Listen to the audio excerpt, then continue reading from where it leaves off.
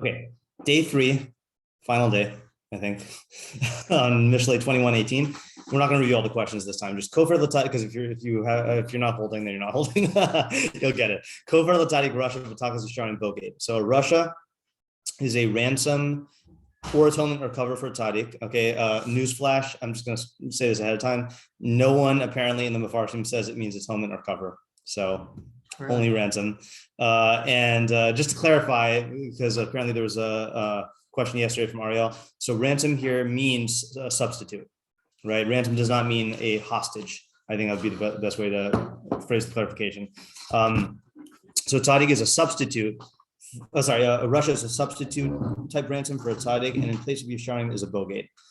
So I want to quickly revisit Saadia Gaon, which we read yesterday, and I came up with a possible approach for him. Okay, so Saadia Gaon's translation said there are cases in which the Russia is a substitution for a tzaddik and the bogate is in place of a yashar.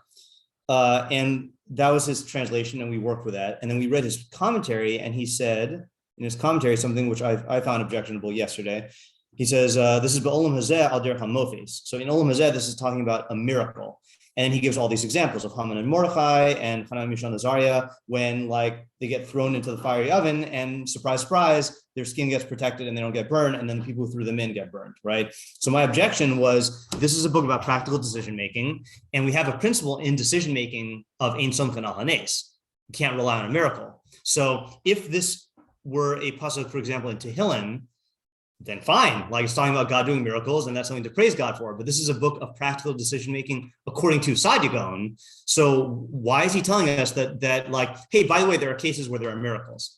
So that was my objection, but I have an answer. Anyone want to take a stab at? So here, just narrowing the question here. Question is, how can we take Saadia Gaon's interpretation in a way that is consistent with Mishlei's mission objective, which is a decision-making book, but which doesn't promote relying on a miracle in a way that goes against that principle? Yeah. Yeah, the answer. Sure. Very simple answer. Okay. I think the answer is like, you know, just because it's a book of decisions. However, you do run into situations where certain times you just have to go with the best possible decision you have in front of you. Yeah.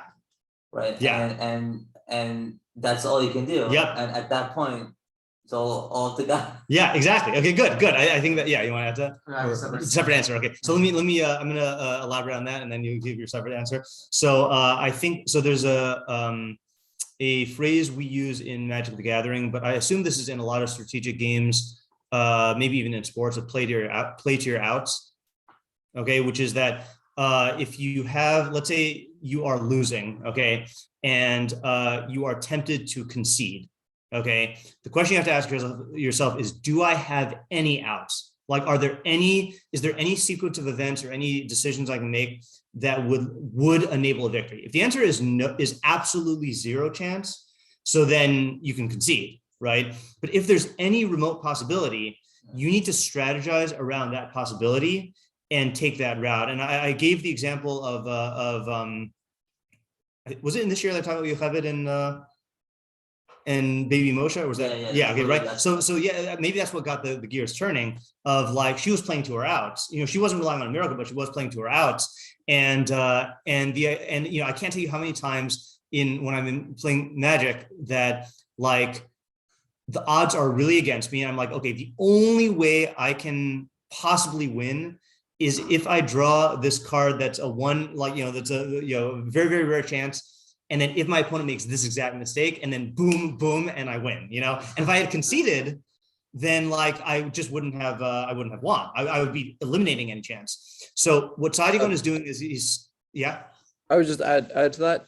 It's not always like that every factor that is like in your control, or that, like I like, you know, I'd say like two aspects of it is that, you know, like you have to like have like external things happen, like let's say like, you know, your opponent making that mistake. Yeah.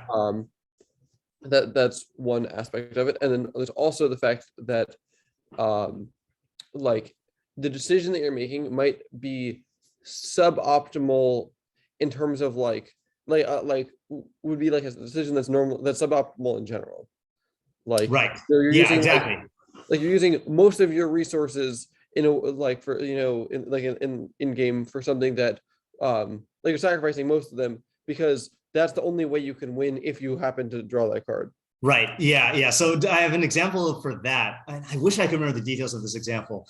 I could be getting the details horribly wrong, but you'll get the point anyway. That there was a guy, I think this was a guy high up in Stalin's government. Now, in Stalin's government, like if you get like, if you do something wrong, like you're out, So like, I think his superior, I think this guy did something that like the superior basically like decreed exile to Siberia on him. Okay. Right. And so this guy was trying to think like, okay, is there any way I can like get out of the situation, So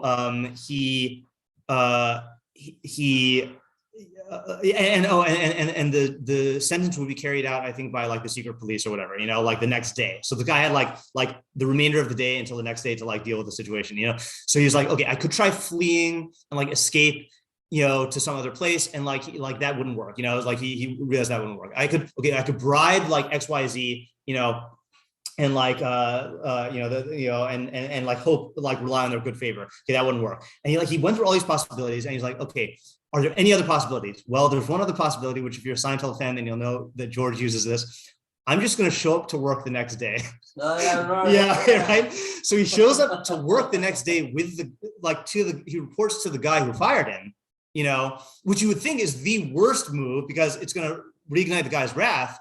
Turns out that like this guy had made the impulsive decision to fire him. And then like when he saw him again, it was kind of like an Esther situation where she risked her life, to appear before the king, and like the guy, like I guess the guy had cooled down, his boss had cooled down, and his boss saw him and like just kind of like not forgot about the whole thing, but just like pardoned the whole thing, So it was a suboptimal move. It's the move that you think like diving into the lion's den, and like it worked out, So that's the idea according to Saadia Gaon, that he's not telling you to rely on a miracle as a lechatchila thing. He's saying if the situation is such that it is so dire that the only way that you can succeed or be saved is through a miracle, so that is your only out. So play to your out, and that God does this for tzaddikim and yesharim. That there is such a thing as hashgacha pratis, and that there is reward and punishment, and that if you have done any good, in your life, which you probably have, then and that you can't wait. We can't weigh that. It's it's up to God, or God might like save you for some other reason. So then there is a possibility that you'll get out of it. But if you were to, what would be the bad decision in this scenario? Would be to just give up hope.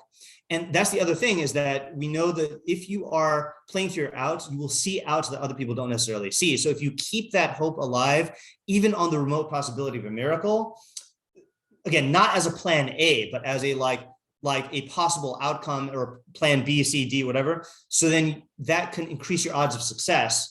And that is a rational decision-making move to do, even though lechatchila we wouldn't rely on miracles. Yeah. So then in the practical manner then, so can you just reread how he would see the Russia part of this? Yeah. So it sounds like he is making I see what you're saying. Cover the tzaddik Russia. Oh yeah. So you're right. I haven't answered that.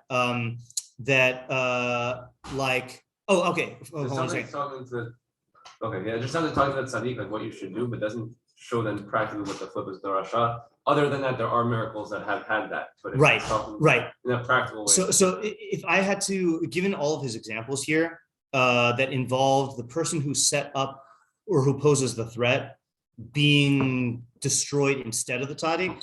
So sounds like that would be the case of the ultimate salvation, because if you just get out of the bad situation, but the person who's trying to destroy you is still there, so then you still have stuff to worry about. But he's showing the extent to which these miracles can completely reverse your position.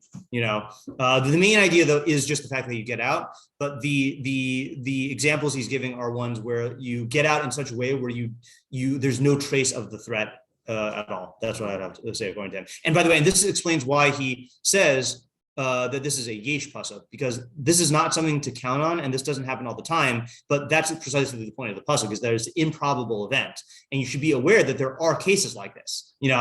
Yeah, Sean, you had a different So interpretation. yeah, so different approach is, okay, so for sure it's a problem to like say I'm relying on a miracle to happen to me in this specific moment. Yeah, But a person who recognizes that there's this overall system of miracles that's happening in the background, not necessarily in the particular case where you're talking about, where he's like saying, it's possible that in this one example, Yeah. or in this one case where I desperately need it, that a miracle is going to happen. And I'm not saying that Saadia Gaon is necessarily saying that, but in the overall broad, there are times when miracles happen. yeah, Right? And so, first of all, either this pasuk could be coming along to just explain this phenomenon. So like a person sees this phenomenon, they don't know what's going on, right? 'Cause Yeah. It defies all expectations. And so then the pasuk tells you that this is a system that is in existence Right. that you should be aware of, and therefore you should live in line with the tzaddik, or you should be a tzaddik in Yeah. order so that you are aligning into their system. Whether or not it will actually apply to you is right. inconsequential, or that so either it's a person doesn't realize and see something and then they want to know, or it's just also just a reminder that this overall system is there, and you might have thought, oh, I shouldn't be thinking about this overall system being in existence because I shouldn't be thinking about it in particulars, but Yeah. no, in a broader sense, it's still. Okay, that's a good answer also. And in fact, we're going to do a me'iri that doesn't exactly say, doesn't spell out in as clear terms that you're spelling it out, but I do think that when we do the me'iri, then it will align with that and also show a more concrete practical advice for that. So we'll go to that when we come to what Sean said. Yeah, is that so I was interpreting, I'm just going to contrast it with what I'm saying just to make it clear. I was saying that Saadia Gaon is addressing, giving you guidance in the particular decision, right? Sean is saying, and not only giving you advice in the particular situation, but you apply the pasuk to make a decision in that situation, right? You're saying that the pasuk is reminding you that there is a system of reward and punishment, or hashgacha, or whatever you want to call the system out there, that God, rewards tzaddikim and punishes rishayim. And I'll just ask you, so what is the practical ramification of that awareness? Like, what's going to be the gain that the person who has this is going to have over the person who doesn't know this? Yeah, well, simply if you know that there's some system operating, Yeah. so then when the system actually operates, so you can actually interpret it that Right. way. So it's going to, in other words, you're not going to like the let's say someone who denies hashgacha is going to look at a Haman and Mordechai thing and say, well, that was a freak accident, but a person who is who holds by Torah and who is aware that there's a system, when he sees that happen, he will contextualize it in the overall system of reward and punishment, which will reinforce the reality of hashgacha on the day-to-day, not just in that scenario, on the day-to-day, So when you see someone who is a tzaddik who is in danger get saved and Russia goes in his place, it's going to reinforce your awareness of the system. And then the more real to you the system is, the better you're going to be able to make decisions mishleically in the future, knowing that like the system exists.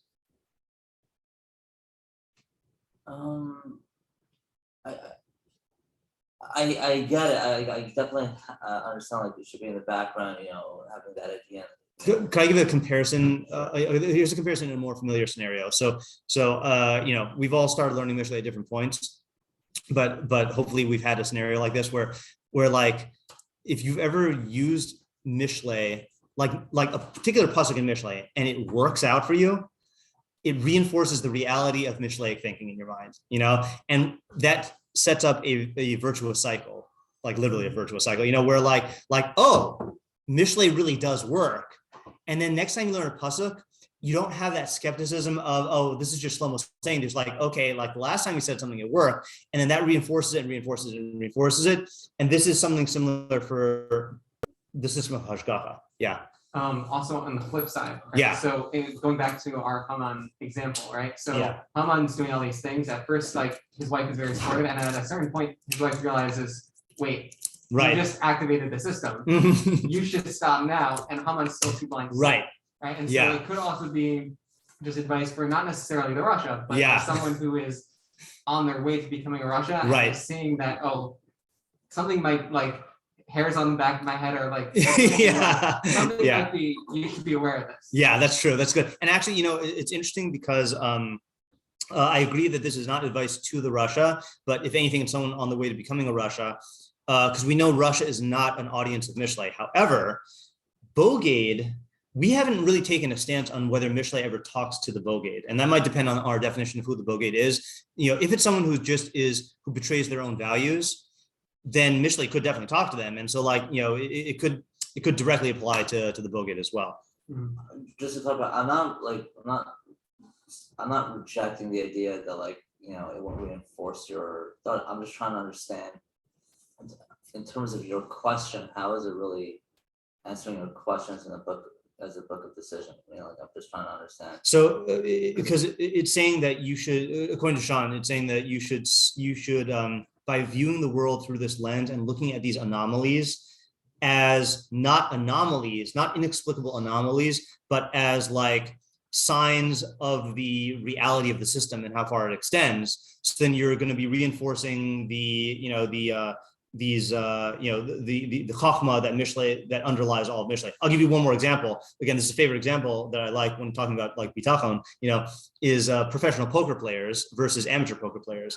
Amateur poker players, a guy who just goes to the tables in Vegas, believes in luck, right? And he's like, oh, you won because you got lucky, or I lost because I got unlucky.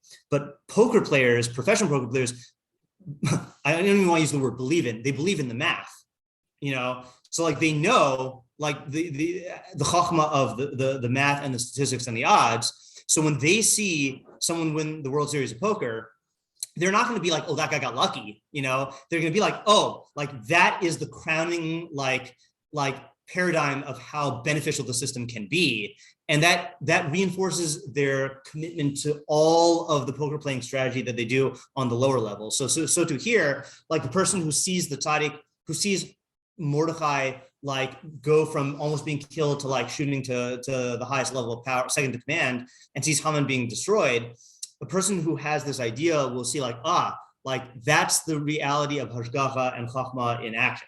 No, I get that. I get that idea. I'm just trying to understand, the way, at least, okay, the way we were learning it, we were still taking, the analysis of our own decisions before we get to that point. Right. It just seems like in this way of learning, it's almost like a method, or not a method, or just a way where you don't necessarily have to take that approach. You could it's just as an option there too. Right, but which is not a bad thing. I'm just trying to say, but at least in our going through the analytical approach. But here's the thing: is I think that the difference is the kind of advice this is giving you. We were learning it as this is advising you in how to make a decision in a decision-making scenario. Sean's approach is how to interpret data. Which will inform your decisions. Yeah, it'll inform your decisions, and it's also an investment in this whole decision-making method. It's a different kind of advice. Yeah. Okay. Think about it. Okay. So I've got some not bad news. This is not bad news. Difficult news. Okay. So we read the Metzudas David yesterday. Okay. And we were skeptical. We not skeptical. Well, skeptical. Yeah, I was skeptical. I can't speak for you. He said, "Im nigzar misa al hatzadik ubatla hagzera." If death is decreed upon a tzaddik, and we didn't know whether decree meant a divine decree or a human decree or either or both. In midas adin mispayis. So the midas adin, God's mode of judgment, will not be appeased yutan Russia lepidyon nafsha, until Russia is given as a substitute. So we were like, what kind of a principle is this? Really? You need to appease the midas adin, like it wants blood, And I was like, so maybe there's some sort of other way to understand it. So the difficult news is all the meforshim say this. Okay, I think literally all of them in some way or another. And instead of reading it in the meforshim, I want to just show you the most exaggerated, or the most not exaggerated, the most shocking forms of this are in the footnote on Rashi. So this is in the top left. Okay, whoever does the footnotes here compiled a lot of examples of this. So Rashi, let's actually read the actual Rashi first. Rashi says, "Kofer l'tzadik Rasha, tzadik nechlat miyad Rasha v'Rasha ba tachtav." So a tzaddik escapes from is released from the hands of a Russia, and a Russia will come in his place. Kagon Mordechai Haman, right? Everyone loves the Mordechai Haman example because it's the best example. All right. So footnote 24. Kamosha Amar Nasati Kapercha Mitzrayim. I will make Egypt your substitute. And that's from Yeshayahu. Someone quoted that yesterday, but I haven't looked at it in context. Uvatilim Memzain Dalad Kasav Yadbir Amim Tachtenu. Yitain Dever Beumos Tachas Nafshenu. Lios Chamaso Miskareres Behem Ve'elu Nitzolim. So what does that mean? That God will lead nations in our place. So the Chazal have a drasha, which is like a play on words here. Yitain Dever, he will give a plague on the nations in place of our souls. Lios Chamaso Miskareres, so that God's anger will be cooled off through them. Ve'elu Nitzolim, and they, meaning I think us, will be saved.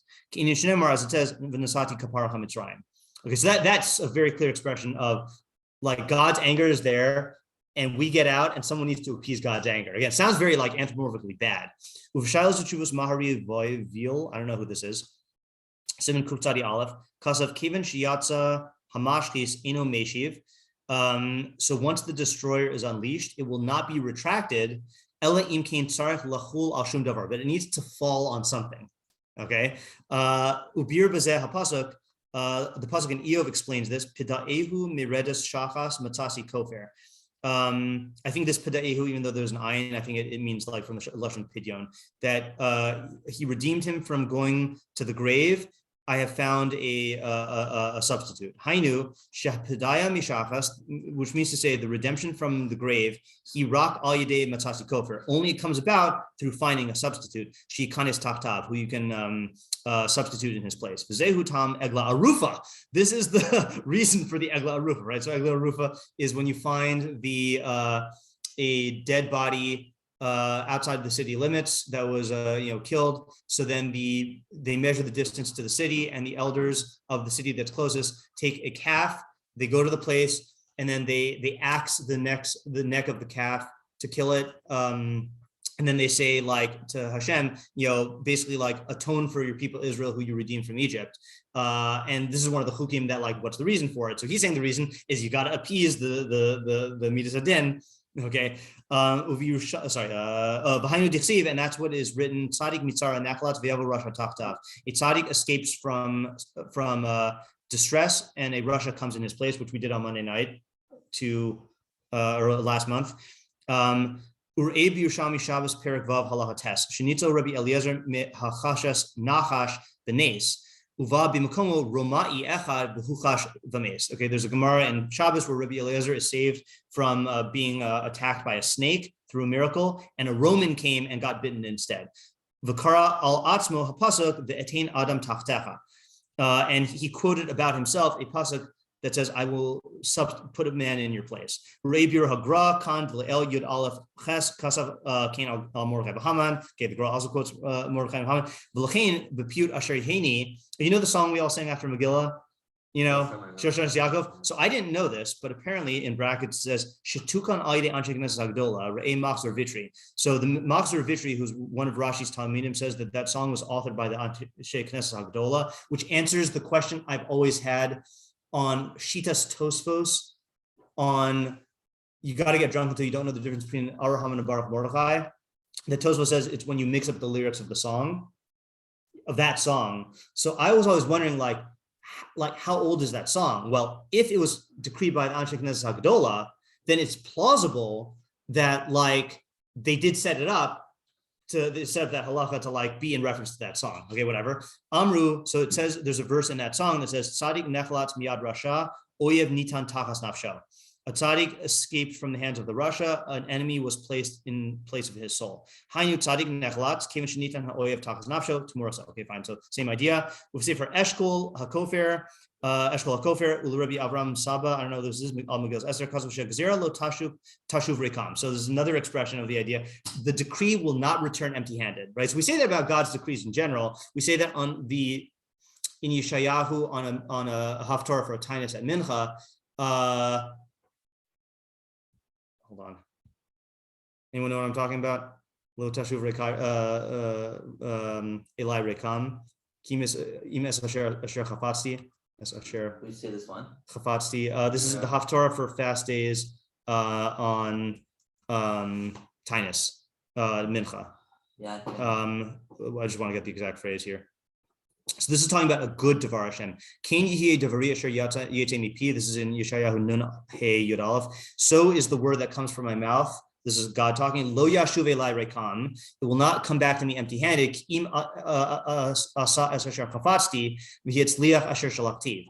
Unless until it has done what I have desired and succeeded in the way that I sent it. So I always thought that meant that when God promises something good, then the promise will always be fulfilled. It won't go empty-handed, right? But what this Eshkol HaKofer is saying, I don't know who what this book is, he's saying that this also applies to bad gezeros, okay? Not that bad gezeros are never rescinded, but rather that they need to be fulfilled somehow with a bad guy, if not with a good guy. V'zehu v'nahafochu. That's what it means v'nahafochu. V'zeh yadu ma'amaram v'tein adam tachteha al tikri adam el edom. Okay, I didn't know that was a well-known thing. Okay, so you see what I'm saying here? Like all of these statements do imply that the Midas Din needs to be appeased. And literally, if you look through every of the meforshim on the page, they all say this in different ways. You know, yeah. Is this actually true? That's another big problem, right? Is this actually true? I mean, like, it doesn't seem to be, you know, but yeah, Sean. Can I give an interpretation for the overall idea?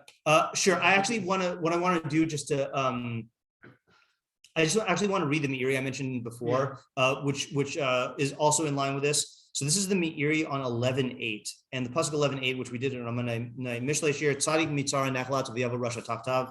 That was quoted in the footnote. A Tzadik is released from distress and a Rasha comes in his place. So we gave a bunch of nice approaches, okay, but those were all not according to this approach. What did I say? Okay, yeah. We ended with question marks on yours, so I guess we didn't finish developing it. So the Meiri says, "Stadik mitzara nechalat b'yavo rasha taktav." Inyan nigla, according to the external meaning, huk inyan shibiarnu betumas yisharim tanchem b'sel bogdim yisharim. Okay, bal liad derech hashgacha ugmuv onash. This is coming to promise. To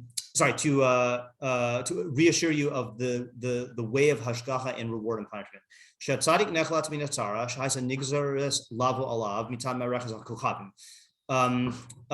says that a tzaddik will escape from the decree that was decreed upon him by way of the laws of nature, or by way of chance. And he will be saved because of his zechus. The Rasha will come in his place, even though the Rasha would not have gotten this fate by way of the laws of nature,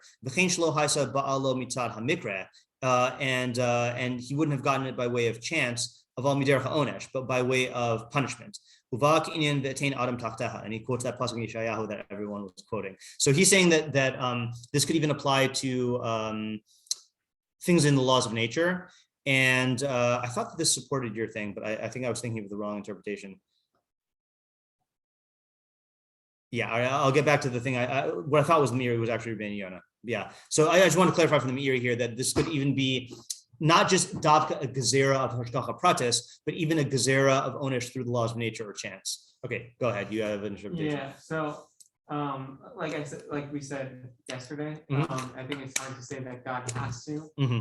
But if you say that He set up this system and then find a justification for the system, then I think that's not as difficult to say, right? Which is that, right? If when you have this parallelism, kind of also it's similar in a parallel of mida k'neged mida, right? Yeah. Right. If God had just punished in a random way, right? So then, fine, He's doing the punishment, and the person's getting what they deserve. Yeah. But it's not apparent and visible to people living within the system, and therefore it's not going to push people to do what is right. So if a person sees a person did something bad and they got their punishment in an equal measure, and it's something that is parallel, and so then they can learn out from what that person did, and that what that person did was wrong. Yeah. Right. Similarly, but that's only for like Rasham and what they do. Yeah. This system is a tzaddik does something bad was going to happen to them. Yeah. They see that this bad thing did happen to them, and then they hear something bad happened. The exact same bad thing happened to someone who was actually a Rasha. Yeah. So that seems to be more of a confirmation of you're doing the right thing, right? So there's a system of you're doing the wrong thing, which is mida connected mida, and then you have a system of you're doing the right thing, which is this bad thing seemingly was barreling straight towards me. I somehow dodged it, and then it hit somebody else who deserved it. Right. Okay. Good. So I like your I like your style. Okay, which is that what Sean is saying is, and I like the comparison to mida connected mida. Mida connected mida means that God doesn't just mete out justice in a way that is imperceptible to humans. I mean, he does that also, but like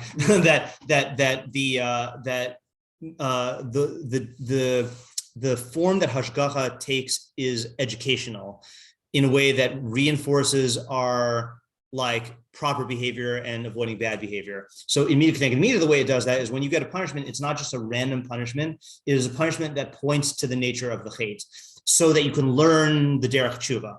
So in a similar manner, Sean is saying this mechanism, it doesn't mean that like, well, God, God wants blood, he's got to get someone's blood, that's a childish idea and we're right to reject it. But what it means is that when God carries out a punishment, this is another derech of the hashgacha, which is that not only will the tzaddik be saved by his zechus or by his tshuva, but that punishment will land on a person who deserves the punishment. So it is a better like reinforcement of the whole tov and ra values of the Torah and justice and injustice and the reality of the hashgacha, that like everything balances out and everyone gets what they deserve. Okay, your question still is unanswered, which is this true? Or I would phrase it, I mean, according to Torah, this is definitely true, but meaning like, what are the parameters of this in terms of how it actually like manifests itself? Clearly, it's not a. If this always played out in exactly this way, then no one would ever do any averos because we would all see like the reward and punishment playing out in Olam Hazeh, and you also have questions of of Chazal, of like schar b'hai alma leka, right? That there's no reward in this world, and you have the whole phenomenon of like, there's a controversial statement, Meiri says that's a minority opinion, but you have the whole thing about like reward in Olam Haba, which is not visible to us. So what are the parameters? That's still a good question. But that's why I'm relieved by Sean's comparison to mida connected mida, because we know enough about mida connected mida to say that is a derech through which God, that's a tool in the toolkit of divine reward and punishment. It doesn't mean it's always used, and it doesn't mean it's always available. This is another tool in that toolkit. Mm-hmm. Yeah. Okay, that's good. Okay, in the remaining 11 minutes, I said that all the meforshim on the page take this approach. Well, there's one of the meforshim who's off the page who takes a different approach. And I don't understand it, but there's hope. I got to play to my outs. There's hope through a miracle that we'll understand what he's saying, okay? But let me give you a hint, see if you can guess how he takes it. So there is only one case. So we're struggling with this case of just because the tzaddik gets out of punishment, does that mean that a rasha will come in his place? Like that doesn't seem true. There's one context in which that is 100% true all the time. What is the one context in which if the tzaddik wins, then the rasha loses? That's what Yitzchak's bracha to us. Okay, that is also okay. That's true. I meant let me rephrase the question. Not one particular case, one category where this is always true, and we actually did say it yesterday. Yeah, judgment, right? In a court case, right? So that's the track that the Malbim takes. Okay, so here's what the Malbim says. This is not the right place. Hold on. Okay, so the Malbim, and again, I don't understand this, but I'm going to read it and translate it, and we'll do the best we can. First of all, this is the Rabak, that's not the Malbim. First of all, the Malbim's Bir HaMilos, he says, Kofir, so he quotes that pasuk in Yeshayahu. Everyone's quoting that pasuk in Yeshayahu. I got to look at it and see if like it helps us, even though allegedly this is our last day on the pasuk. Tzaddik in Yesharim, so he says, Tzaddik Shem Yichusi. Tzaddik is a relative term. Should sudak bedino, like I was saying yesterday, it means tzaddik bedin. It does not mean an absolute term like tzaddik in terms of your perfection. Yeah, v'yitzuyar shehu rak tzaddik be'erach harasha lo bifnei atmo. It's being used in a sense of tzaddik relative to the rasha, not tzaddik in his own right. Okay, kamosha kasav tacharish Kabbalah Russia Tzadik Mimeno. I don't know that pasuk in Chavakot. Aval hayashar hu ba'atzmo yashar b'sichla u'minosa. But the term yashar is an intrinsic term. It's not relative to someone else. It means that he's straight in his intellect and his midos. Like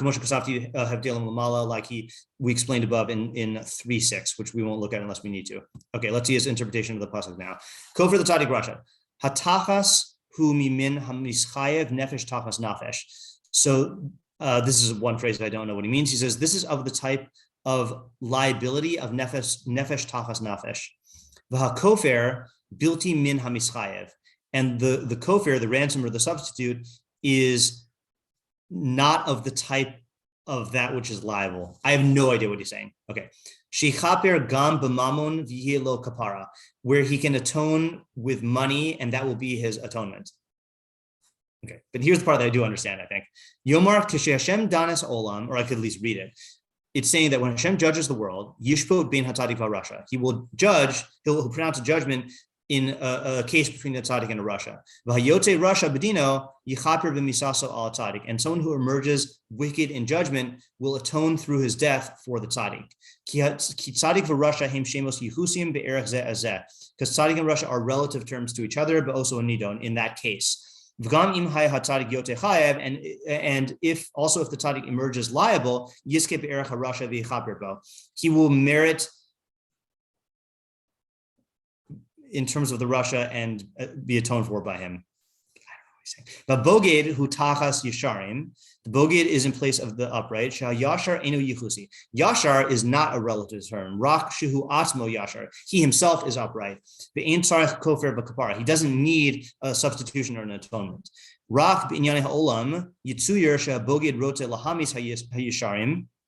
But in matters of the world, you can conceive of a case where the boged wants to kill the Yesharim, ubahu tachtein, but he comes in their place, nefesh tachas nafesh, behim nitzolin, soul for a soul, life for a life, and they are saved. Kamosh kasav tzadik, tzidkas Yesharim tatilem, uhavus bogdim yilafedu. As it says in, this is another pasuk we did in 11, the righteousness of the Yesharim will save them, and the pummeling of the bogdim will ensnare them. Can you summarize that? No. I don't know what he's saying enough to summarize. But let's just take this one move he's making and see if we can develop our own approach. So if we limited this to a case where, let's just take a simple case here, okay? That let's say you, you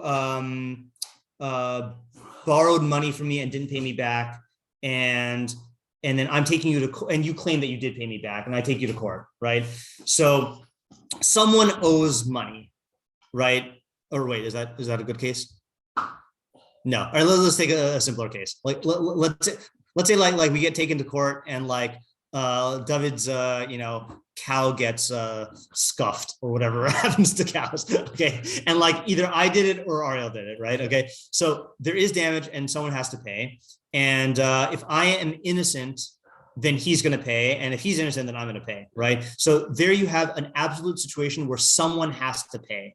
And it's not tzaddik in Russia where I'm righteous and you're wicked or vice versa. It's I'm tzaddik b'din and you're Russia b'din or vice versa, right? So can we work out a scenario or an interpretation of the pasuk which relies on tzaddik in Russia being used in that way? Forget everything else that the Malbim says.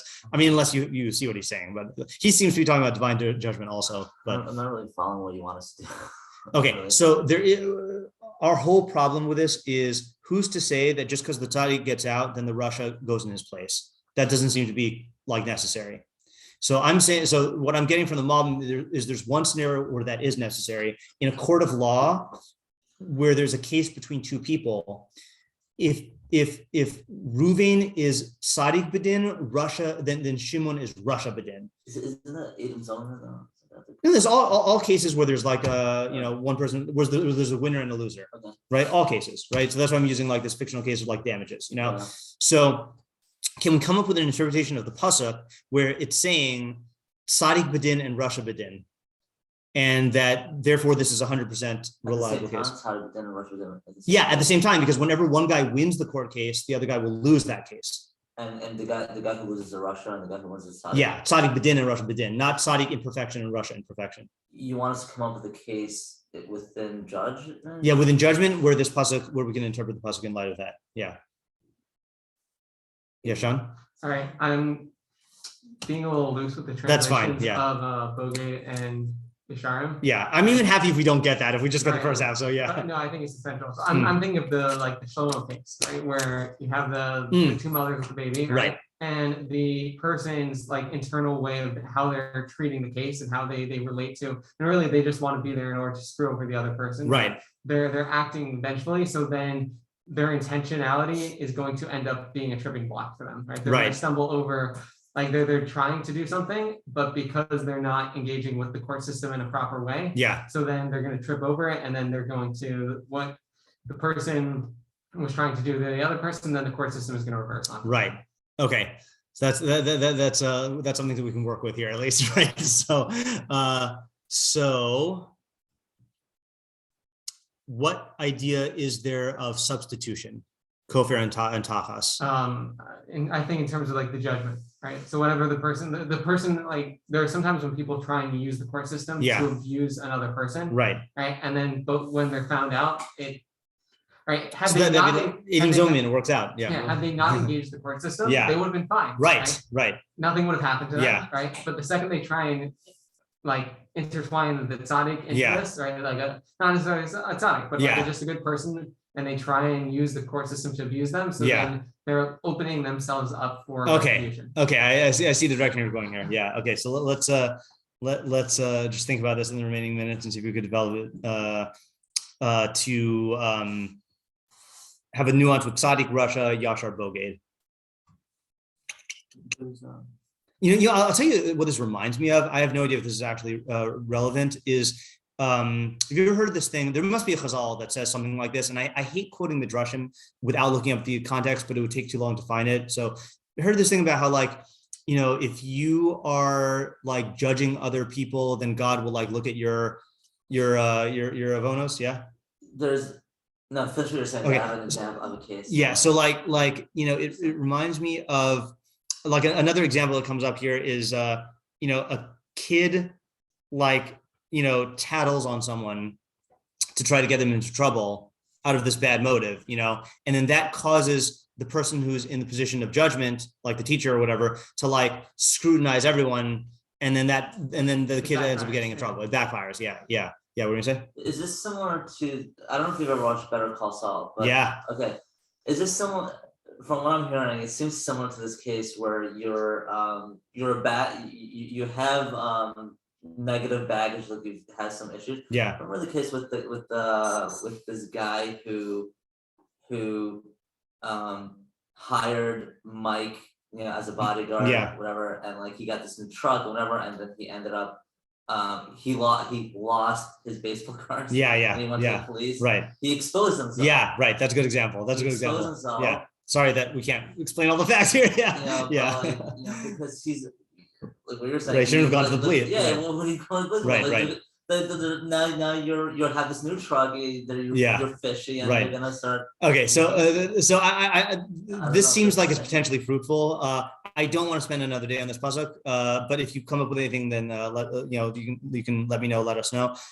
Quick summary of the two ideas we got. So we got Saadia Gaon's idea of the derech mofes. So how is that Mishlei advice? So it's saying basically play to your outs, and one of the outs is the fact that God will do miracles to substitute Rishayim in place of Tzadikim, and that will cause you to. That's the most rational move to make. It's not guaranteeing your success, but that phenomenon is real. And if you're in the situation, then you should play towards that out. And then Sean's idea on the Saadia Gaon was that it's reinforcing the reality of hashgacha and schar v'onesh. So when you witness this happening, or when you're aware of cases like this, you don't just dismiss it as an outlier or an anomaly. It reinforces the reality of the entire system, which will affect your decision-making going forward in other cases. Then we have the idea of the midas hadin, that the midas hadin needs something to target.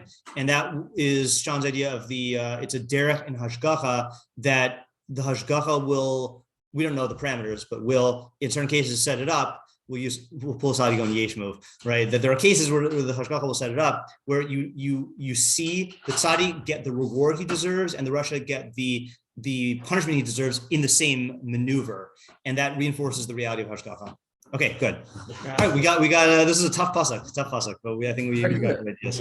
Yeah. I haven't thought about that. Sure. I actually set up a meeting with someone at this time, so I'm not going to be able to attend to what you're saying. So if you could share it in some group, yeah. Sorry. All right. Bye.